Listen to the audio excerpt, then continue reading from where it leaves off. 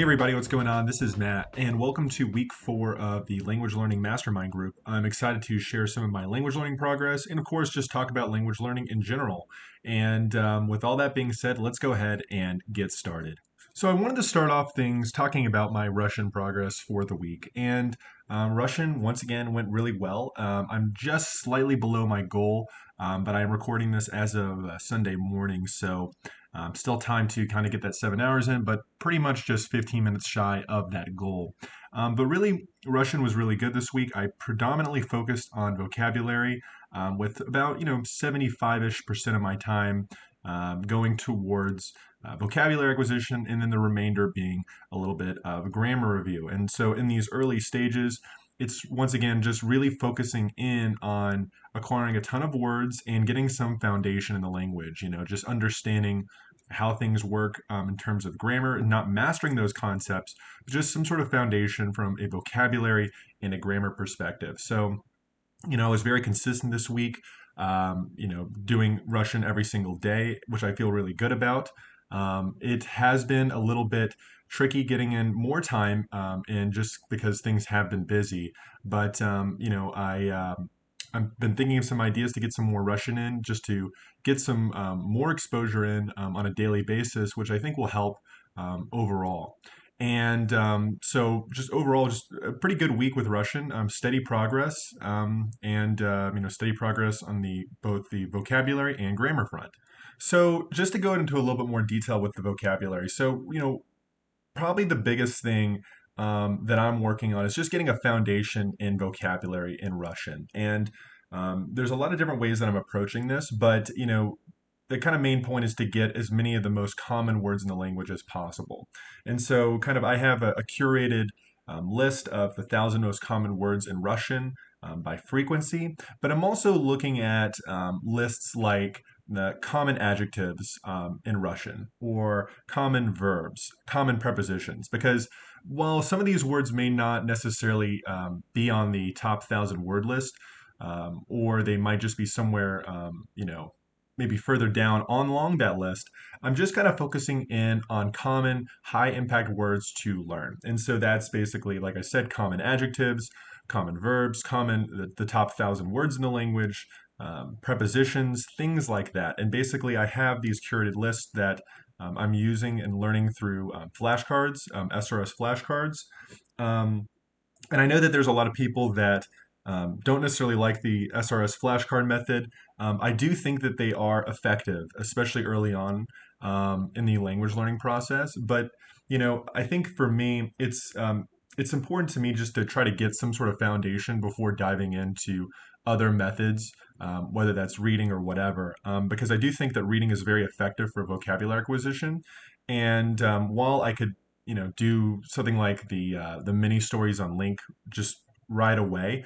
I just want to get some degree of foundation with words in Russian before kind of moving on to something along those lines. And for me, it's really working quite effectively, and I'm enjoying it. So I don't see a reason to change that up per se. So really, a lot of it is just this focus in on common words in the language, the top 1,000 words by frequency, and then of course common adjectives, common prepositions, common verbs, because you're going to see those again and again. And then on grammar, once again, it's going very well. The grammar is slowly becoming more familiar to me, a little bit easier to understand. Once again, with Russian, there's just so many exceptions to the main rules, which is kind of overwhelming at times. But to be honest with you, once again, the way I take, the way I approach things is just, one chunk at a time, right? The only way to eat an elephant is one bite at a time. And so the idea is just, kind of gradual repetition, gradual exposure over time to kind of get comfortable with those exceptions, to get comfortable with those rules. And of course, it's not just like, review this grammar book for 10 minutes, every day for 3 years, and then you're a master of grammar, right? For me, like, I just don't know anything about the grammar, right? This is my first time ever approaching Russian. And so a lot of it's just to be exposed to it the first time, to try to get some basic memorization in. But I just realized that at some point, a lot of this grammar is going to face new challenges, but also kind of be better ingrained into my knowledge and memory through exposure, right? And real life exposure, whether that's reading where you see the grammar in context, or whether it's speaking through output or listening content, right? So you can look at a grammar book all day long and memorize all these rules, but it doesn't necessarily make you, overnight be able to express with perfect grammar as you speak, or slow down in your reading and trying to understand the grammar that's on the page. So I do think that reviewing some of the grammar concepts to be exposed to it, or just get some memorization in from it, is useful. But I am also aware that at some point there is a limitation with that, where you just have to experience some of this grammar, some of these irregularities and things like that on the page as you read or as you listen, or whatever. But I think that it makes a lot of sense to, before you dive into that, to at least have some of these ideas in your head such that you're not trying to decipher why things are happening on the written page versus, you kind of have some hints already, some idea of what's going on. And that allows you to decipher that grammar versus being at at a 0 point. So that's kind of the approach with grammar. It's going well, right? It's just this gradual repetition, this gradual exposure that is slowly making the grammar more known, and kind of just it's just a little bit easier, right? So that's kind of the overall progress with grammar, just slow and steady, but going very well. So overall, I feel really good about my Russian progress. I can definitely tell that I'm learning and getting better every single week, and things are slowly just getting better and better. And I feel really good about the progress. More words are becoming known. I'm sure I mispronounce a ton of words, but just things become pretty easy to remember. Whether that's like the days of the week, like Panidelnik, Вторник, Srida, Четверг, Pятница, Sobota, Воскресенье, and so that's the days of the week, and it's just going very well, right? I'm able to recognize the vocabulary a lot quicker. It's becoming a lot easier to pick up new words, and I attribute a lot of that to just a little bit more repetition that I've been doing this week, which I talked about last week of wanting to do a little bit more repetitions in my vocabulary review, and I've done that pretty successfully, and I think it's really helped with vocabulary acquisition. So, overall, I feel really good about the progress, right? It's not going to be this just kind of this magic thing that just where you're fluent in a month, but I do really feel good about the progress. And I'm not a master at Russian, right? I've only been doing this for so long, but I feel good about that, and I'm trying to give myself those victories to just keep me motivated, right? To keep me excited about the language. So no matter where you are, I think it's important to just pat yourself on the back, and reward yourself, congratulate yourself about your progress and your success in the language learning process. And an interesting thing that actually happened this week, and it happens a lot with the language learning process, is you encounter these things that just confuse you for a second, and it really is easy to get a bit overwhelmed and to just slow down and really doubt yourself. And I think that a lot of times it just makes sense to just keep going, and realize that you're going to make mistakes, and you're going to figure out some of the confusion that is going on in the language learning process. So for example, there is a word in Russian, черный, which is black in Russian. And I noticed that it had the spelling on the second letter. It's the yo has the two dots above the e. On some places on the internet, I saw that people weren't putting the yo letter. It was just the e. And I was thinking to myself, well, that's weird. Why is there this two differences right now? Is there a stem mutation going on? Are people just being lazy? And I really don't know the answer, actually. So I just kind of kept moving on, right? Because it's just something that eventually I will figure out, right? It could be something as simple as, gray can be spelled with an A or an E. in English. But you're going to, and obviously that might be a silly example. I might be totally wrong about it, but I think that it's just important that when you run into difficulties, you just don't understand why maybe a certain adjective or a certain preposition is used in a certain phrase. Some grammar just makes no sense. I think it's just important to just keep going, right? Keep building that momentum. Try to be accurate, right? Try not to make mistakes, but don't be too obsessed because you're going to make mistakes. It's going to be impossible to not make mistakes, whether that's from pronunciation, using the wrong adjective, or just overall grammar mistakes. So I think it's just good to just realize that you're going to make mistakes, try to reduce them where you can, but just keep going, keep that momentum going. I think that makes a lot more sense than getting really caught up in these little traps where it can really slow your progress down and it can keep you kind of demotivated. It can make you doubt yourself that you'll never understand these concepts. I think it's just really important to just keep that momentum going. Of course, try to correct your mistakes, try to be accurate, but just keep going forward and continue that momentum. So that's what I had to say on my language learning progress for the week. Like I said, it's going really well, and I'm excited to see what comes next. So this week, I wanted to talk a little bit about progress and goals and keeping yourself accountable and talk about it in a little bit of detail, a little bit of depth, because I do think that it's something that I think is often overlooked in language learning. And it's something that I think is something that can really help you a lot in the end of the day. A routine, goals, consistency, it doesn't have to be this really intimidating thing. But I do think that it's important to just be aware of it and use these ideas to your advantage, right? They're not there to be these really negative and burdensome tasks and obligations you have to do. But I do think that it pays a lot to have consistency, have goals, and have routines.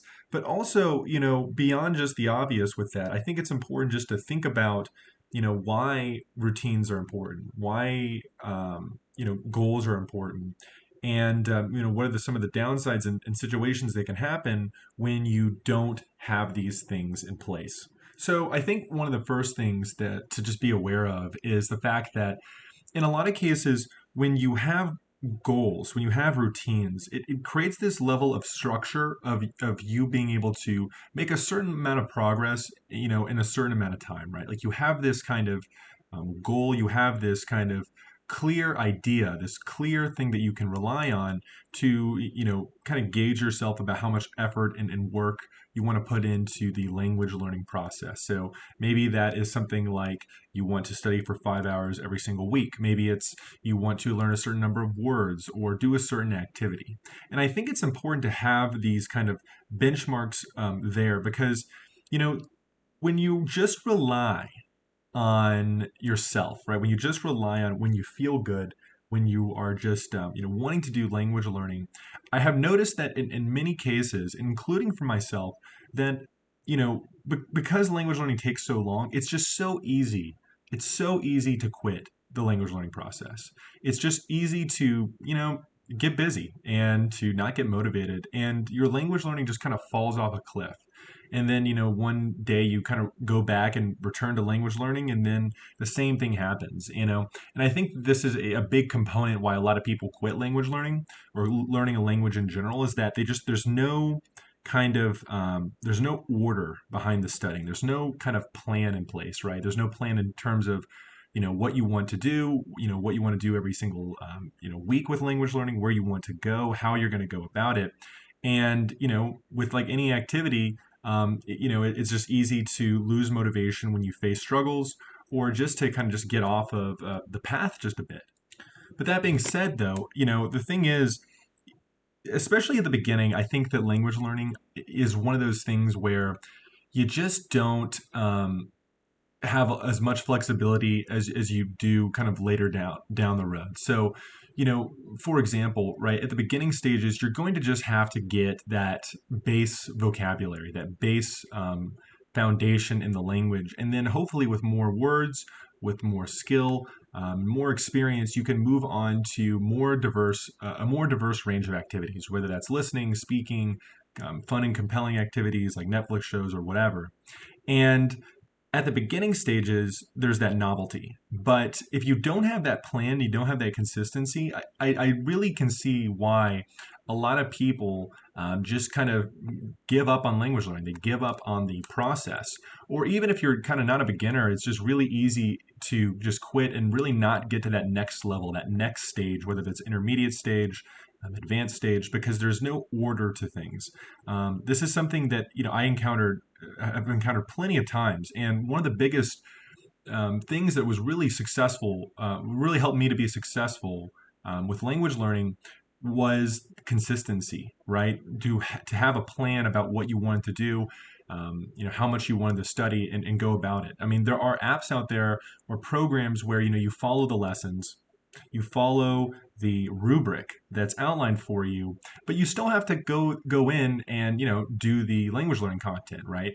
I think it's really important to still have some plan even when there's a rubric provided to you, and especially when you're studying a language on your own, there's really like it's really all on you to go about this process, right? Like if you're not studying it in a classic educational environment, basically you just have to rely on your own motivation, your own plan. And I think that um, too many times have I seen people just give up on language learning because they didn't have that organized plan. And I really do think that it just makes a lot of sense to take that time to set up a plan, set up goals, and a kind of a routine on how much you want to study, what you want to do, because it really does, I think, help you quite a bit in the end of the day. Now, with all that being said, though, there are a ton of traps that you can fall into with goals and routines, and I think one of them that really, I think, really hits home is this kind of idea of unrealistic targets. Targets that, you know, they sound great. It's really pushing yourself, but there's no meaning to the goals. There's no impact to your progress. So, a good example of this would be like, oh, I'm going to study 5 hours every single day, 6 hours, right? And maybe you can do that. But in a lot of cases, what ends up happening is you have this goal that probably for a lot of people is unobtainable, right? It's just too much at once. There's too much to tackle, too much time, too many activities. And you might think, oh, well, it's good to just set these really high bars, and just, try to push yourself. But I think that in a lot of ways, it defeats the purpose of the goals themselves, right? That you lose the impact of the goals, right? It becomes okay to fail. It becomes easy to just continue to fail. And if, you're a certain type of person, you might get really demotivated by missing your targets over and over and over again. And then when you kind of have that negative emotion behind you, it becomes okay to fail. Then you really don't have this routine. You don't have this goal target that you're trying to hit. It seems like you do because you have this target, right? You have this setup, but it's really not doing anything, right? It's like there's these rules set up in the game, there's these rules and things that you're supposed to do, but you just don't do them. So in reality, it's an illusion, right? You think you have a target, you think you have goals, but in reality, they're not really there. They're just these kind of nice ideas there, and I think that that's a mistake because really you think you have goals but you don't. And you're not seeing the power of the goals. You're not seeing the effectiveness of the routine because in reality, there's no achievability behind it. And I think that's very important, right? I think it's nice to have goals. It's nice to have that routine, but just make sure that there is some sort of achievability with it because if you don't have that, it really loses the impact of them. So another thing that I see quite often with goals, routines, and things like that is that there is, I think, sometimes a negative connotation with goals and routines and schedules and things like that, where it's seen as something that's really negative or burdensome or stressful, right? And you might see kind of this idea of, oh, I don't want to have these goals or these benchmarks because it stresses me out. I want to make my language learning fun. I'm doing this for fun. I don't want to have these things that, become burdensome or stressful. And I would encourage you, if you think this way, to just try to think about it in a little bit different of a way, because ultimately goals, routines, and schedules and all those things aren't really negative, right? It's just one way to look at it. And I think you can look at goals and routines and schedules in a different light and get a lot of positivity out of it, because ultimately the goals, the routines, the schedules are there to help you. And while it can be burdensome, it can be stressful if you set them up wrong, or it kind of consumes you. Ultimately, I think it can help you quite a bit just to be steady in terms of your overall progress and have more fun, right? If you're reaching your goals, if you're getting better at the language, you're having more fun, I think that's making your life better, right? And so that's kind of a critical aspect, I think, right? Try to drop the negative connotations around routines and goals and schedules. It seems like a very unfun thing, but it's just there to kind of help you along the way. And the thing about it too is that maybe you feel like it's stressful or burdensome because your targets are too much, right? Where it's just becomes increasingly difficult to reach that hour target or that vocabulary goal that you have every week.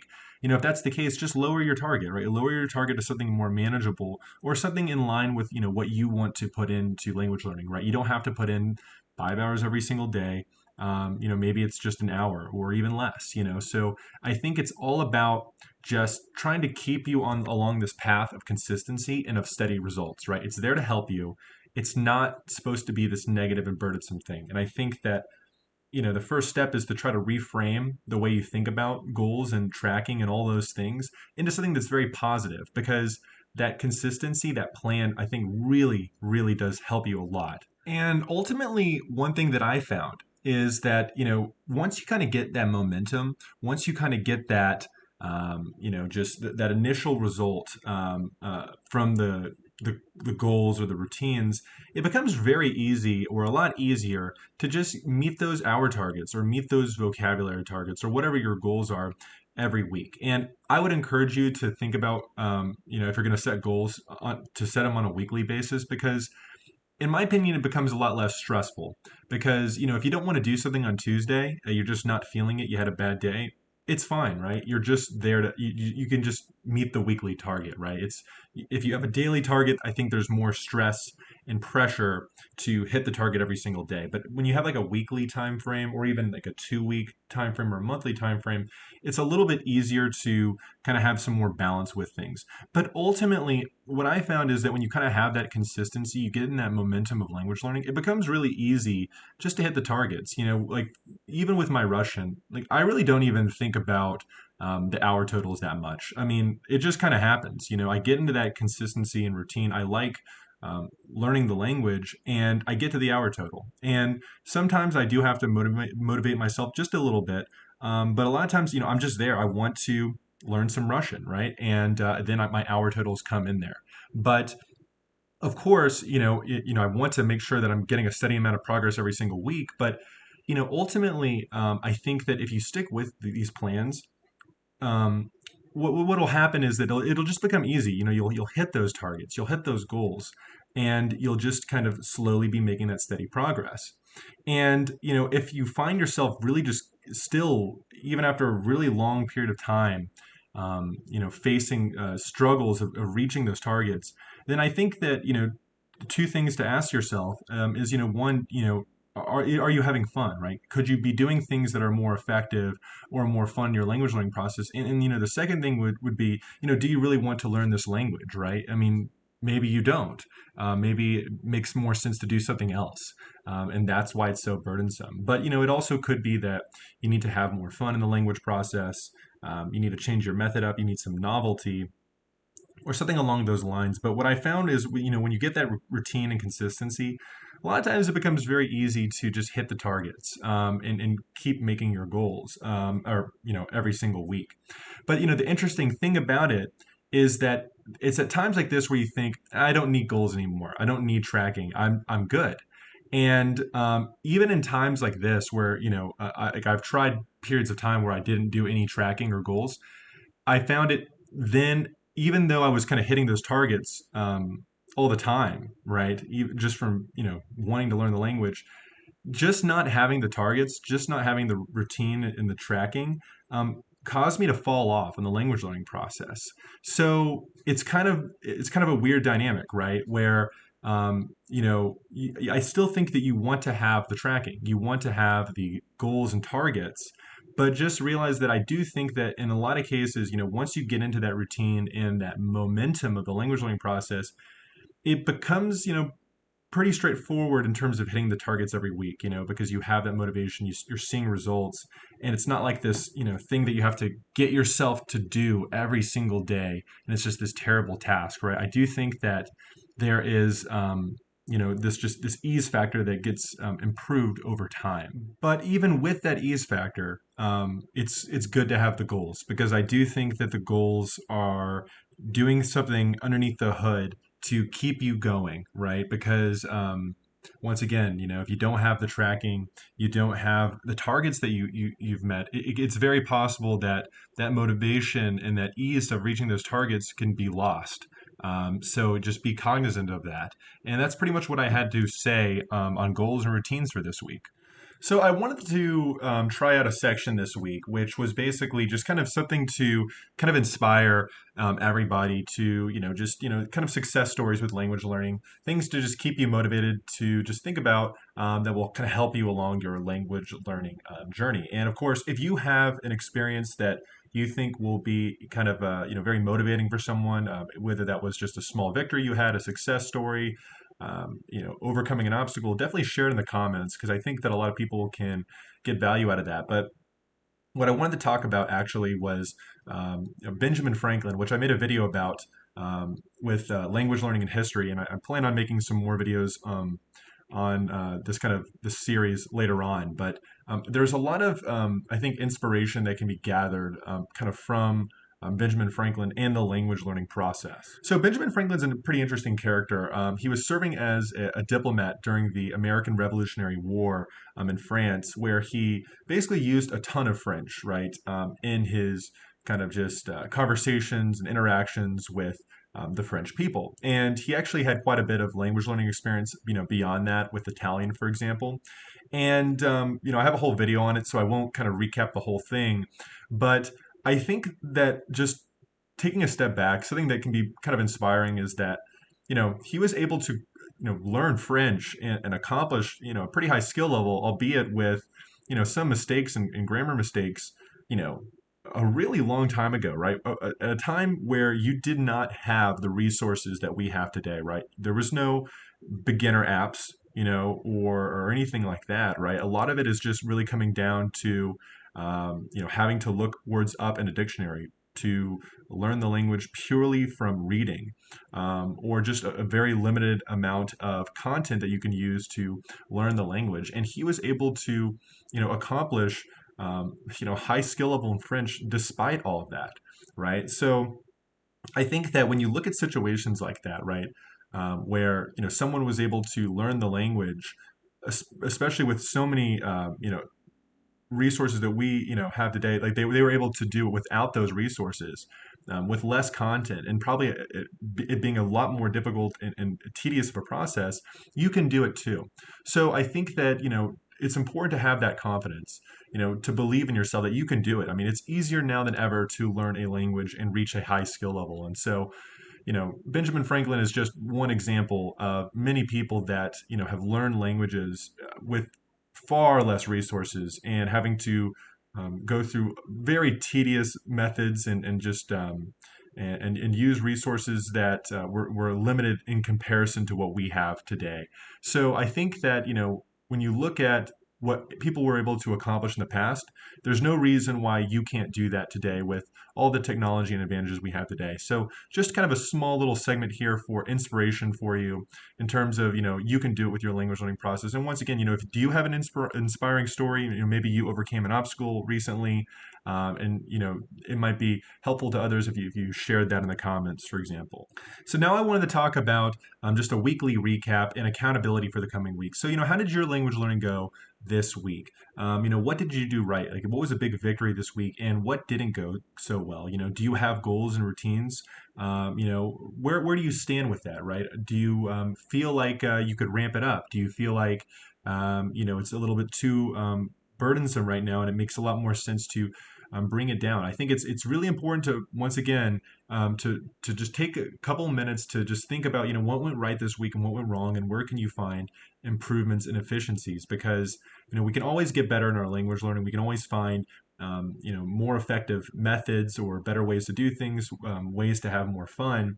And the only way to do that is just to think about it every single week, to think about what went right and what went wrong. So what's one thing that really worked out for you this week, and what's a couple things that maybe you could improve on for the coming week.